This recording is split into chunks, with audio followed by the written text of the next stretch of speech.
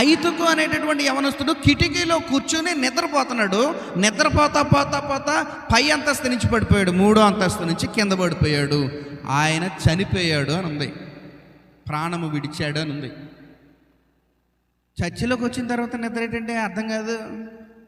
రచ్చమంటల మీద కూర్చున్నప్పుడు నిద్ర రాదు, వీధి అరుగుల్లో కూర్చుని స్త్రీ సమాజం అంతా మీటింగులు పెట్టుకున్నప్పుడు నిద్ర రాదు, సినిమాలు చూసినప్పుడు నిద్ర రాదు, సీరియల్స్ చూసినప్పుడు నిద్ర రాదు, సోషల్ మీడియాలో పనికిమాలిన వీడియోలన్నీ చూసినప్పుడు నిద్ర రాదు. నిద్ర ఎక్కడ వచ్చేది చెప్పండి? కరెక్ట్గా చర్చిలోనికి వచ్చేసరికి హాయిగా నిద్రపోతాం.